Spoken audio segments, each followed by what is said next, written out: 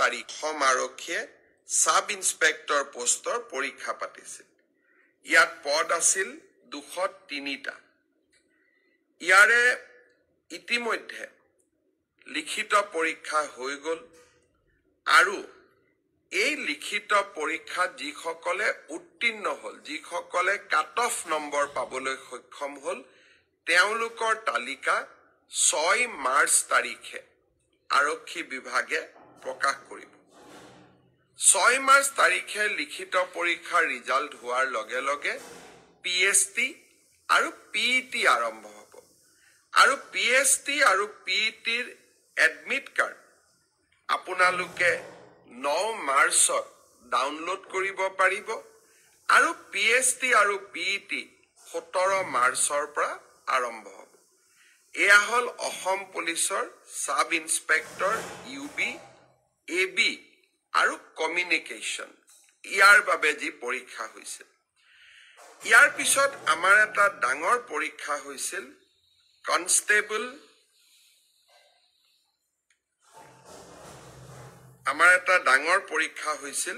সেইটো হ'ল constable UB, constable AB, constable communication আৰু sub officer fire and emergency service. কনষ্টেবলৰ UBত পোষ্ট আছিল 1760টা, কনষ্টেবল ABত পোষ্ট আছিল 2301টা, কনষ্টেবল কমিউনিকেশ্যনত পোষ্ট আছিল 466টা আৰু সাব অফিচাৰ ফায়াৰ ছাৰ্ভিচত পোষ্ট আছিল মাত্ৰ 1টা। এই গোটেই পৰীক্ষাটোৰ ইতিমধ্যে PST আৰু PET কমপ্লিট হ'ল। এই পৰীক্ষাটোৰ যিসকলে PST, PETত কোন পাছ কৰিলে, ইয়াৰে ৰিজাল্ট অসম আৰক্ষীয়ে 12 মাৰ্চ তাৰিখে ঘোষণা কৰিব। অৰ্থাৎ কনষ্টেবল UB, ABৰ পৰীক্ষাৰ প্ৰথম ৰিজাল্ট 12 মাৰ্চ তাৰিখে প্ৰকাশিত হ'ব। ইয়াৰ পিছত আপোনালোকে নিজেও জানে যে এটা লিখিত পৰীক্ষাত আমি অৱতীৰ্ণ হ'ব লাগিব আৰু এই লিখিত পৰীক্ষাটিৰ বাবে যিসকলে কাট অফ মাৰ্ক পাবলৈ সক্ষম হ'ব, তেওঁলোকে এডমিট কাৰ্ড 17 মাৰ্চৰ পৰা ডাউনলোড কৰিব পাৰিব আৰু ফাইনেলি AB, UBৰ ৰিটেন টেষ্ট 23 মাৰ্চত অনুষ্ঠিত হ'ব। ইয়াৰ পিছত অসম আৰক্ষীত ড্ৰাইভাৰৰ 667টা পোষ্টৰ বাবে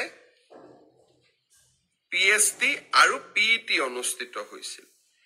এই ড্ৰাইভাৰৰো PST, PETৰ পৰীক্ষাৰ ৰিজাল্ট অহা পৰহি দিনাখন অৰ্থাৎ 4 মাৰ্চ তাৰিখে অসম আৰক্ষীয়ে ঘোষণা কৰিব।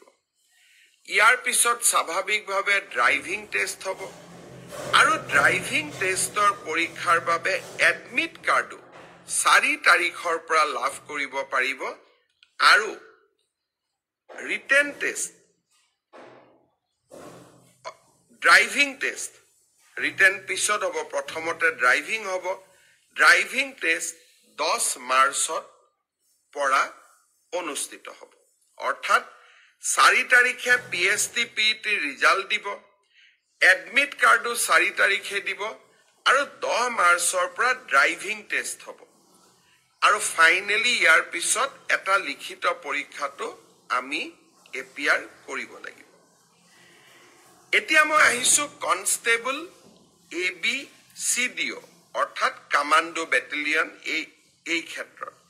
ইয়াত পোষ্ট খুব কম আছিল, মাত্ৰ 164টা পোষ্ট আছিল 164, কাৰণ কামাণ্ডো বেটেলিয়নবিলাক নতুন বেটেলিয়ন। ইয়াত ভেকেঞ্চি অহাৰ এতিয়া প্ৰশ্নটো বহুত কম। কামাণ্ডো বেটেলিয়নৰ ৰিজাল্ট আমি আমাৰ কাট অফ মাৰ্কছ যিটো PST আৰু PETৰ যিটো কাট অফ মাৰ্ক, তাক আমি 27 মাৰ্চ তাৰিখে ঘোষণা কৰিম। অৰ্থাৎ কামাণ্ডো বেটেলিয়নৰ 164 পদৰ বিপৰীতে আমাৰ যি ৰিজাল্ট হ'ব, কাট অফ মাৰ্কছ এনাউন্স হ'ব 27 মাৰ্চ। তাৰ পিছত এডমিট কাৰ্ড আহিব 1 এপ্ৰিল তাৰিখে আৰু সাইকোমেট্ৰিক টেষ্ট 8 এপ্ৰিলৰ পৰা অনুষ্ঠিত হ'ব। আমাৰ গ্ৰেড 4 অসম আৰক্ষীত 258টা পোষ্টৰ বাবে অনুষ্ঠিত হৈছিল। গ্ৰেড 4 পৰীক্ষাৰ PST, PET হৈ গ'ল আৰু কেইটামান হ'ব বাকী আছে, 15 মাৰ্চলৈকে চলিব। সেই ইয়াৰ PST, PET ৰিজাল্ট আমি দিওঁতে কিছু পলম হ'ব, 30 এপ্ৰিল পাব। এয়া হ'ল অসম আৰক্ষীৰ সম্পৰ্কত আপোনালোকে জানিব বিচৰা তথ্য। ইয়াৰ পিছত বহুত ল'ৰা ছোৱালীয়ে মোক সুধি আছে যে ADRE ৰিজাল্ট কেতিয়া দিব। ADRE ৰিজাল্ট 7 মাৰ্চ শুক্ৰবাৰে আমাৰ গ্ৰেড 3 আৰু গ্ৰেড 4ৰ যি আমাৰ ৰিক্ৰুটমেণ্ট কমিশ্যন আছে তেওঁলোকে ঘোষণা কৰিব। যিমান কেইটা পদ আছে তাৰ বিপৰীতে 2জনকৈ ল'ৰা ছোৱালী এই পৰীক্ষাত উত্তীৰ্ণ হ'ব আৰু তেওঁলোকৰ মাজত পৰৱৰ্তী সময়ত ৰিটেন টেষ্ট অৰেল অনুষ্ঠিত হ'ব। অৰ্থাৎ লিখিত পৰীক্ষাৰ ৰিজাল্ট গ্ৰেড 3 আৰু গ্ৰেড 4 আমি 7 মাৰ্চ তাৰিখে ঘোষণা কৰিম। এটা পোষ্টৰ বিপৰীতে 2জনকৈ ল'ৰা ছোৱালীয়ে এই লিখিত পৰীক্ষাত উত্তীৰ্ণ হ'ব। শেষৰ নম্বৰটোত যদি বেছি ল'ৰা ছোৱালীয়ে একেটা নম্বৰে পায় তেতিয়াহ'লে হয়তো 3000 পোষ্টৰ বিপৰীতে মই ধৰি ল'ব কৈছো 6000 ল'ৰা ছোৱালী পাছ কৰিব লাগে, কিন্তু একেটা নম্বৰ যদি বহু পৰীক্ষাৰ্থীয়ে লাভ কৰে তেতিয়াহ'লে একে নম্বৰ পোৱা ল'ৰা ছোৱালী সকলেও পৰীক্ষাটোত ডেফিনেটলি পাছ কৰিব। অৰ্থাৎ আমি যদি ধৰি লওঁ 50 যে কাট অফ মাৰ্ক, কিন্তু 50 যদি 50জন ল'ৰাই নম্বৰ পাইছে তেতিয়াহ'লে 50জন ল'ৰায়ে লিখিত পৰীক্ষাত পাছ কৰিব। গতিকে 1:2 বুলি ক'লেও 1:2 একেবাৰে গ্ৰামাটিকেল চেন্সত নহ'ব, হয়তো 2-4জন ল'ৰা ছোৱালীয়ে বেছিকৈ পাছ কৰিব। ADRE পৰীক্ষালৈ তাৰ ৰিজাল্ট কি হ'ব তাক আপোনালোকে জানেই। সেইবাবে মই যিসকলে পাছ কৰিব তেওঁলোকক অভিনন্দন জনাইছো, যাতে অৰেলৰ বাবে তেওঁলোক সাজু হ'ব পাৰে। আৰু যিসকলে পাছ নকৰিব আমি পুনৰ এই বছৰৰ শেষৰ ফালে নতুন বিজ্ঞাপন দিয়াৰ বাবে চেষ্টা কৰিম। আপোনালোকে আৰু এবাৰ পৰীক্ষাত অৱতীৰ্ণ হ'ব। আৰু লগতে অসমত উদ্যোগসমূহো আহিব। মুখ্যমন্ত্ৰীৰ আত্মনিৰ্ভৰ অসম অভিযানো আছে। আমি নিজকে তৃতীয় আৰু চতুৰ্থ বৰ্গত নহলেও বেলেগ ধৰণেও জীৱন সফল কৰাৰ বাবে আমি প্ৰচেষ্টা কৰিম। বহুত ল'ৰা ছোৱালীয়ে মোক কৈ থাকে যে চতুৰ্থ শ্ৰেণীৰ পৰীক্ষাত BA পাছ কৰা ল'ৰাইও পৰীক্ষা দিছে।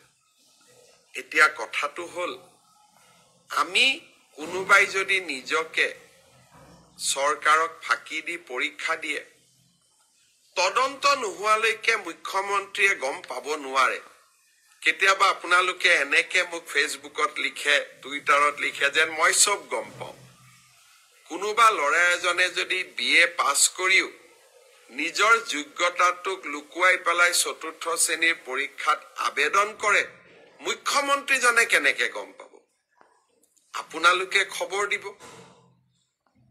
আপোনালোকক আমি সুবিধা দিম যে এনে যিসকল লোকে আপোনালোকে দেখিব যে লিখিত পৰীক্ষাত পাছ কৰিছে কিন্তু এডুকেশ্যনেল কোৱালিফিকেশ্যনক তেওঁলোকে লুকুৱাই ৰাখিছে, আমি সুবিধা দিম আপোনালোকক অভিযোগ দিয়াৰ বাবে, যাতে অৰেল পৰীক্ষা হোৱাৰ আগতে বা মৌখিক পৰীক্ষা হোৱাৰ আগতে আমি আপোনালোকৰ অভিযোগবোৰ নিৰ্দিষ্ট ইউনিভাৰ্চিটি লগত কথা পাতি আপোনালোকৰ অভিযোগবোৰ যাতে আমি নিষ্পত্তি কৰিব পাৰো। আৰু এটা পৰীক্ষাৰ বিষয়ে মই জনাব খুজিছো, সেইটো হ'ল post graduate teacher. Post graduate টিচাৰৰ ক্ষেত্ৰত মোক বহুতে সুধি আছে ৰিজাল্ট কেতিয়া দিব। কিন্তু পোষ্ট গ্ৰেজুৱেট টিচাৰৰ পৰীক্ষা হৈ যোৱাৰ পিছত ইয়াৰ যি আনসাৰ কি আছিলে, সেই এনসাৰ কি আপোনালোকৰ সন্মুখত আমি দিছিলো। আপোনালোকৰ মাজৰে বহুজনে এই এনসাৰ কিখিনিক প্ৰত্যাহ্বান জনাইছে, অৰ্থাৎ চেলেঞ্জ কৰিছে 2-3টাৰ ক্ষেত্ৰত। ইয়াৰ ক্ষেত্ৰত সিদ্ধান্ত ল'বলৈ 11 মাৰ্চ তাৰিখে এক্সপাৰ্ট কমিটি তেওঁলোকে এখন বৈঠক আহ্বান কৰিছে, যে যিসকলে এনসাৰ কি চেলেঞ্জ কৰিছে তেওঁলোকৰ যি আমাক কৈছে যে আপোনালোকৰটো ভুল, আমাৰটো শুদ্ধ, প্ৰতিখন আবেদন আমি পুংখানুপুংখভাৱে বিবেচনা কৰিব লাগিব, যাতে আমাৰ ভুল হলেও আমি শুদ্ধ কৰি নিজকে ল'ব পাৰো। দিলীপ শইকীয়া ডাঙৰীয়া আমাৰ অসম ৰাজ্যিক বিজেপিৰ সভাপতি, তেখেতেও এই ব্ৰডকাষ্ট চাই আছে। দিলীপ শইকীয়া ডাঙৰীয়াক